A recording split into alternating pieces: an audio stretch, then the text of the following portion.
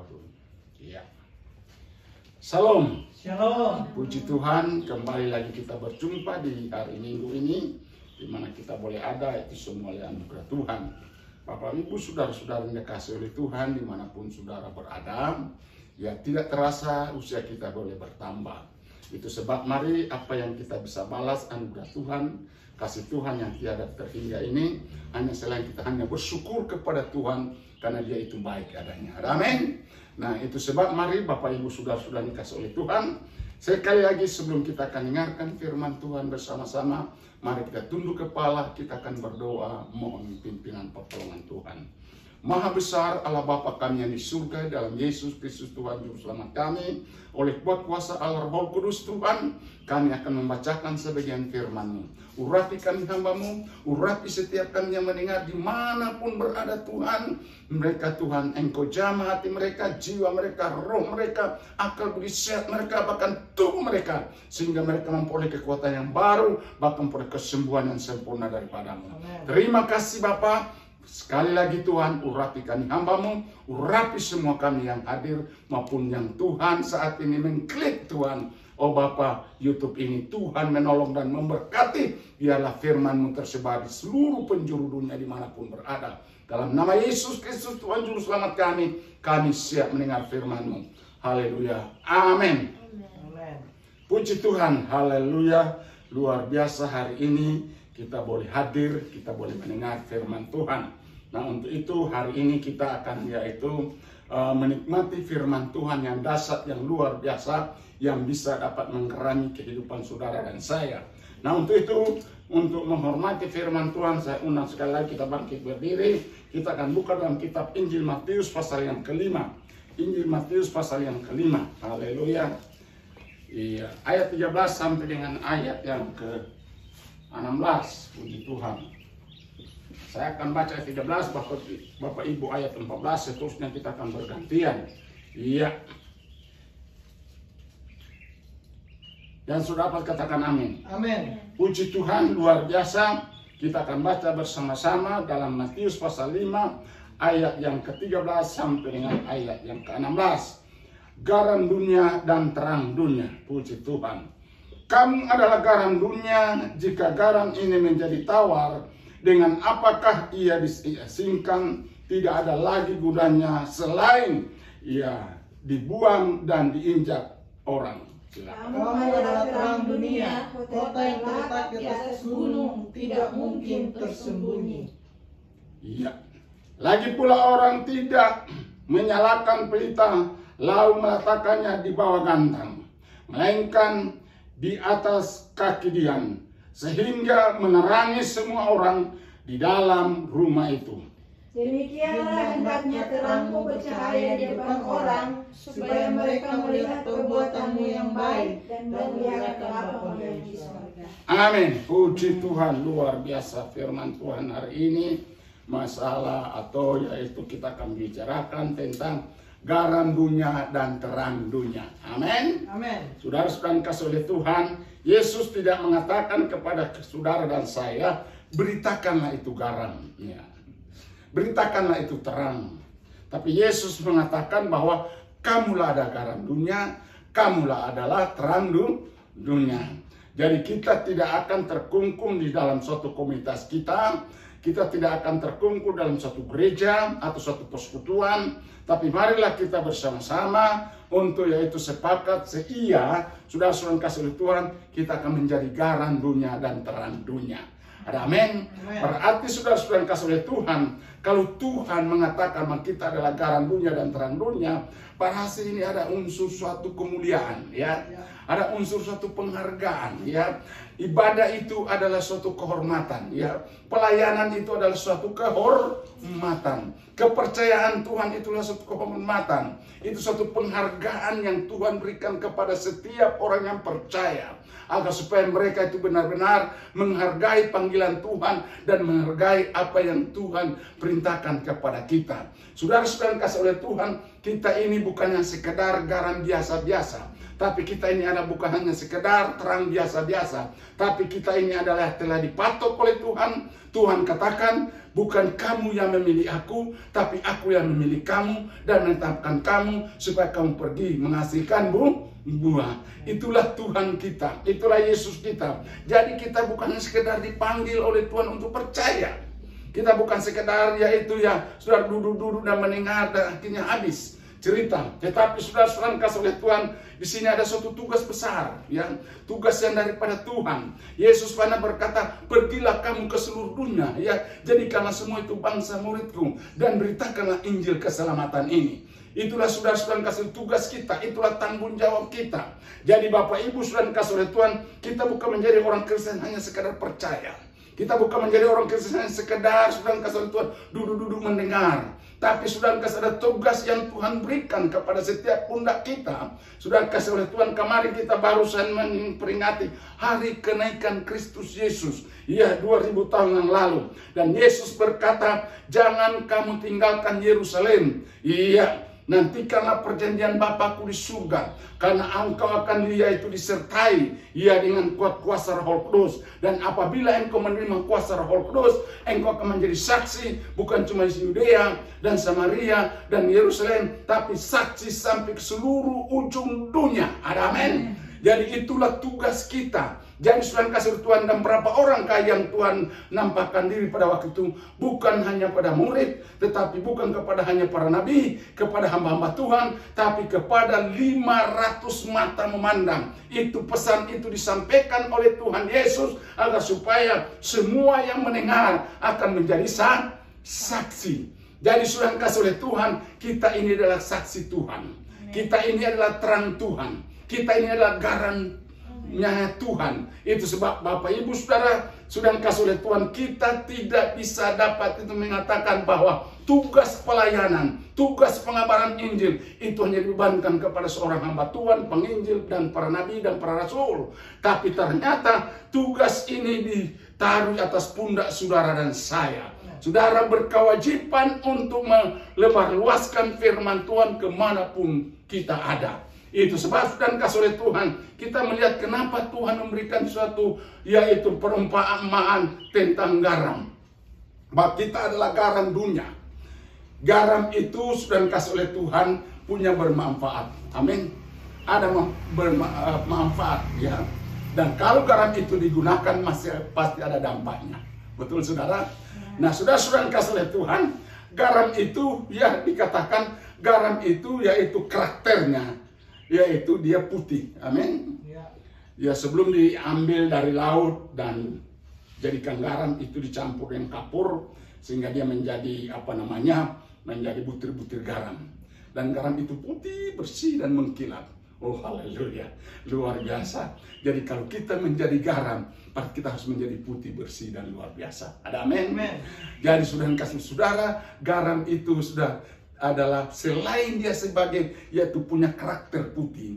Jadi sudah dikasih oleh Tuhan, kalau kita adalah garam dunia, berarti kita harus menjaga kekudusan Tuhan. Ada amin.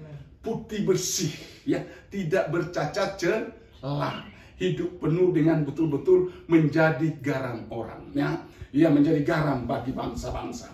Nah, saudara-saudara kasih oleh Tuhan, kedua, manfaat dari garam itu adalah sebagai apa? Sebagai pengawet, betul? Garam itu sebagai pengawet. Zaman dulu, zaman sudah dikasih oleh Tuhan, belum ada kulkas, belum ada freezer, sudah dikasih oleh Tuhan, garam itu sangat dibutuhkan. Garam itu sangat diperlukan, bukan cuma di dapur-dapur para ibu-ibu memasak, tetapi garam itu dibutuhkan para nelayan, karena waktu itu nelayan ketika mereka mendapat ikan yang banyak, maka karena sudah berkelebihan, akhirnya yaitu ikan itu dibuat menjadi ikan garam. Kalau dioles dengan garam, saudara-saudara kasih oleh Tuhan, bakteri-bakteri itu tidak bisa menyentuh yaitu daging itu. Kenapa? Karena garam itu punya antibakteri. Ada amin? Garam itu punya yaitu manfaat yang luar biasa. Dia sudah punya alat pengawet untuk mengawetkan yaitu daging, mengawetkan kehidupan saudara dan saya. Nah, saudara-saudara kasih oleh Tuhan, kalau garam itu adalah sebagai pengawet, berarti saudara dan saya juga adalah sebagai pengawet. Iya. Apa yang sudah terima daripada Tuhan? Kasih Tuhan. Kasih anugerah Tuhan yang telah saudara terima daripada Tuhan.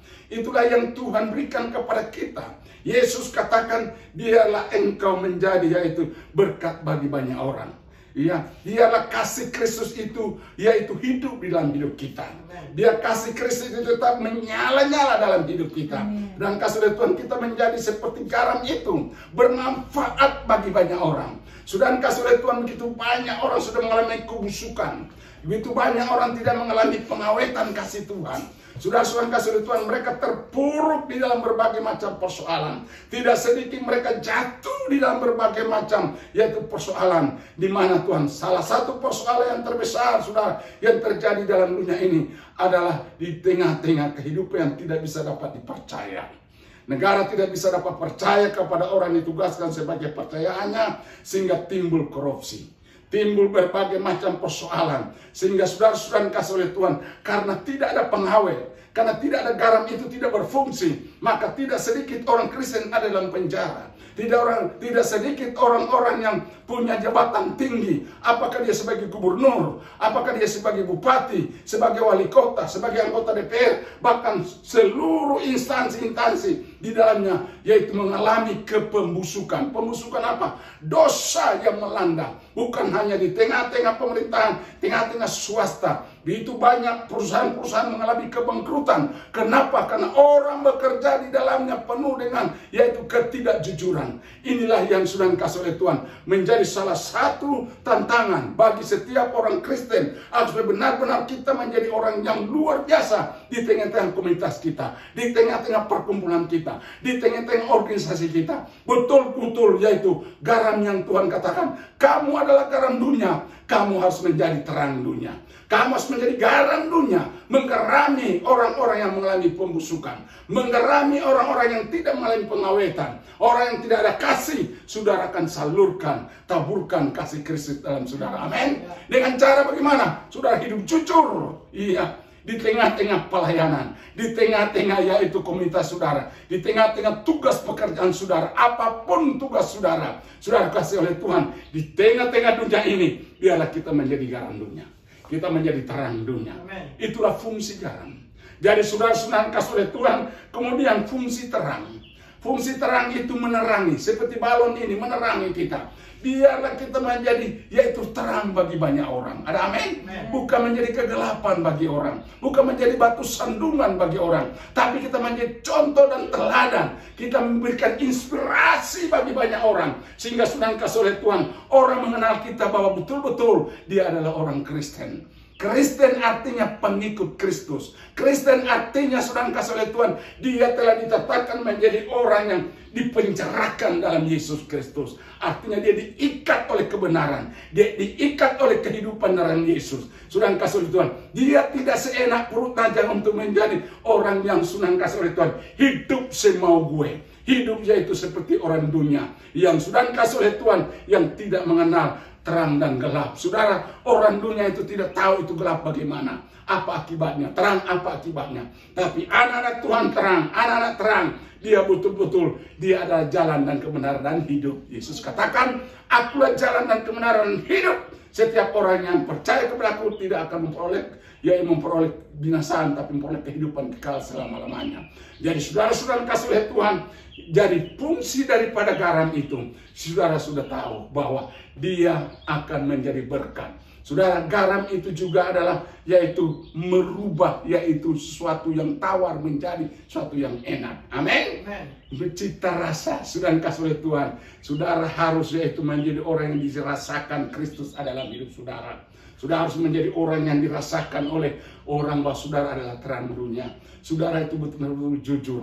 Apapun sudah dikasih oleh Tuhan, godaan apapun yang seakan menggoda saudara untuk masuk dalam kegelapan, saudara tidak mungkin akan masuk ke dalam kegelapan. Karena kegelapan itu adalah pekerjaan iblis. Amin. Saya sudah berkali-kali berkata, pencuri datang hanya mencuri. Dia membunuh dan membinasakan. Yesus datang supaya memberikan hidup dan hidup berkelimpahan. Nah, orang yang mengalami hidup berkelimpahan, orang yang mengalami dalam Yesus Kristus itu adalah memelihara terang Kristus itu. Ya, Yesus katakan, akulah terang dunia. Dan hari ini Yesus katakan, kamu adalah terang dunia. Itu sebab sudah terangilah lingkungan saudara, terangilah keluarga saudara, terangilah komunitas saudara. Dimanapun saudara berada, dialah terang Kristus itu akan tetap ada dalam hidupmu. Dan karena apa? Hidupmu bukan engkau lagi, tapi Yesus Kristus ada dalam diri kita. Ada amin? Rasul Paulus katakan, hidupku bukan aku lagi, tapi Kristus ada dalamku. Dan sedang kasih Tuhan, sadar maupun tidak sadar, saudara dan saya berjalan dimanapun berada, yaitu menerangi dalam suatu kegelapan.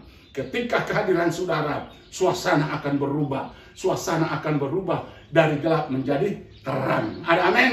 Ketika di dalam suatu komunitas hidup dalam kegelapan, hidup dalam berbagai macam ketidakjujuran, ketika hadirnya saudara di sana, maka sana terjadi kejujuran. Di sana terjadi yaitu suatu hal perubahan yang luar biasa. Itulah dampak dari garam itu. Itulah dampak dari terang itu. Saudara harus memberi dampak kepada siapapun. Sekali lagi saya berkata, saudara harus memberikan dampak kepada siapapun. Kan moto kita hari ini, saya berulang kali berkata, kita diselamatkan untuk menyelamatkan. Itulah terang dan itulah garam. Kita diberkati untuk memberkati. Itulah garam dan itulah terang. Itu sebab saudara-saudara kasih oleh Tuhan, firman Allah tidak saya panjang lebarkan. Dialah Tuhan akan memberkati saudara saya. Kuasa Roh Kudus akan bekerja lebih jauh dalam hidup saudara. Kiranya Allah memberkati kita. Amin. Kita berdoa. Kami sangat bersyukur dan berlimpah terima kasih Bapa untuk firman Allah yang hebat, yang luar biasa ini. Kami adalah Engkau telah Tuhan ciptakan menjadi garam dunia. Kami Engkau telah ciptakan menjadi terang dunia. Tuhan, ampunilah kami apabila kami hidup dalam kegelapan. Ampuni kami kalau kami hidup dalam kebusukan. Tuhan, ampunilah kami Bapa. Hari ini Tuhan, hamba memohon berdoa kepada siapapun yang mendengar firman Tuhan ini. Biar firman Tuhan yang sederhana ini Tuhan, akan Tuhan menggeram hidup mereka, menerangi mereka, sehingga firman itu akan berngiang-ngiang dalam setiap mereka. Tuhan memberkati yang melakukan firman. Tuhan akan menolong mereka yang mau menjadi terang, menolong mereka yang mau jadi garam. Terima kasih Bapa, memberkati kehidupan mereka dimanapun mereka berada. Yang sakit disembuhkan, yang tidak diberkati, yang Tuhan mengalami berbagai macam Tuhan persoalan, diberikan jalan keluar. Karena Tuhan menyertai hidup kami dan hidup setiap orang yang mendengar firman Tuhan hari ini. Dalam nama Yesus Kristus Tuhan Juru Selamat kami, dalam kuasa Allah Roh Kudus, kami mohon berkat tercurah kepada setiap orang yang mendengar firman Tuhan hari ini. Haleluya, haleluya. Amin. Puji Tuhan.